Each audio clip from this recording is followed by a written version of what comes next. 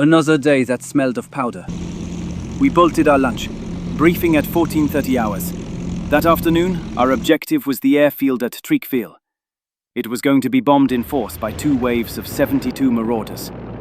Reenactment, near La Havre, was the hideout of one of the best Jerry fighter wings, the famous Yellow-Nose Richthofen outfit. According to our information, they had recently been re-equipped with the latest model Focke-Wulf, the 190A6, fitted with a more powerful engine, and it was said, flap settings, which enabled them to do very tight turns. All the Richthofen pilots were hand-picked. They were commanded by one of the aces of the German Air Force, Major von Graf, and with their new machines, they had specialized, with a good deal of success, in attacks on our day bombers.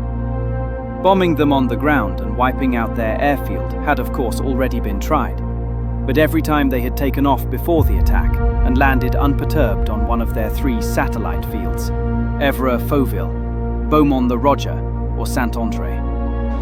This game had gone on for 4 months, and the RAF wanted to finish the business today, especially as the American Marauder HQ had given out that they would refuse to fly any more sorties in that sector unless the Richthofen crowd were polished off. This afternoon, therefore, Reenactment and the other 3 airfields were going to be bombed simultaneously. As for us, should the Jerrys already be in the air, we were going to intercept them at all costs and teach them a good lesson. Sure, but there was probably going to be the hell of a scrap. Right, chaps. You know the drill. Get it right. Get it tight. Watch your temps and pressures. She's running rich today. Check guns to safe. Don't touch that button till we're feet wet. Remember, line abreast on climb. Staggered right. If you get separated, orbit the field at 10,000 and reform. No heroics today. Eyes peeled. Discipline in the air. Good luck, boys. Let's give Jerry a bloody nose.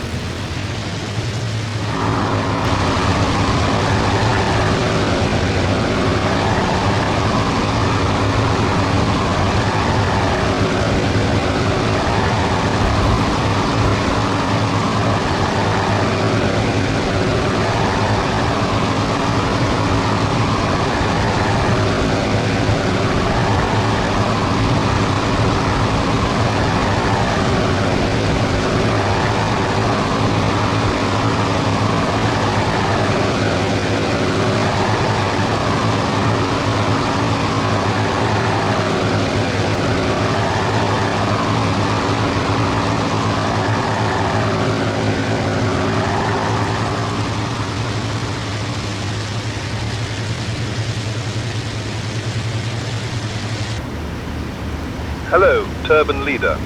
Donald Duck and his boys are up already and climbing hard. Can't give you very definite information yet. Donald Duck was the cover name given to von Graf. Some humorist in the I branch must have nicknamed him that because, it appears, he spoke through his nose like the namesake, Walt Disney's creation. The old bastard was up to all the tricks and knew that the best defense was attack. If we let him slip through our fingers, the marauders would once again catch a packet. Okay, Zona. Message received and understood. Turban Leader out. Focke-Wulf, 11 o'clock, yellow. It was old Donald Duck, who had been waiting for us to pass him, tucked away in the sun with his gaggle of pirates. The 485 boys had nearly fallen for it, and it was only by chance that one of the New Zealanders had seen them coming.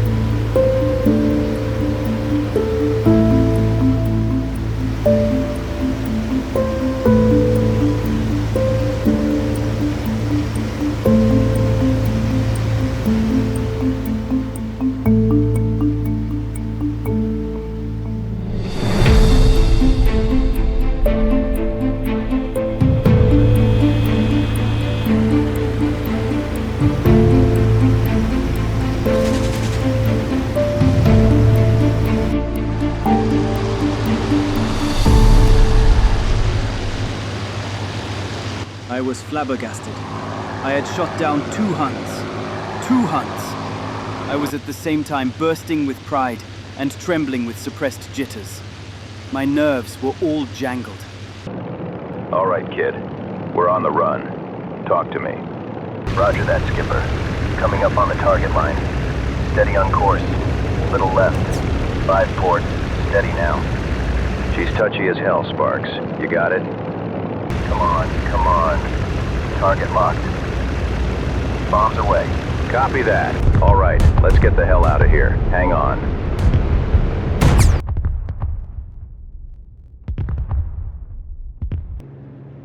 Martel and I returned together, but I was very short of juice and had to land Shoreham to refuel.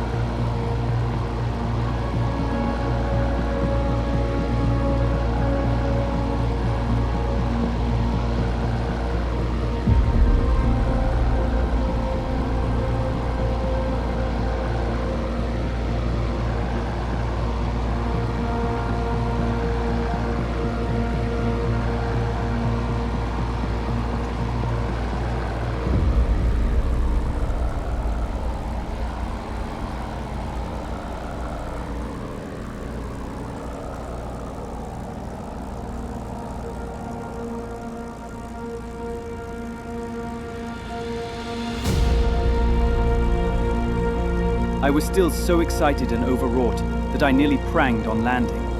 The airfield was very short for a Spitfire 9, and I had to brake hard, practically collapsing my undercart.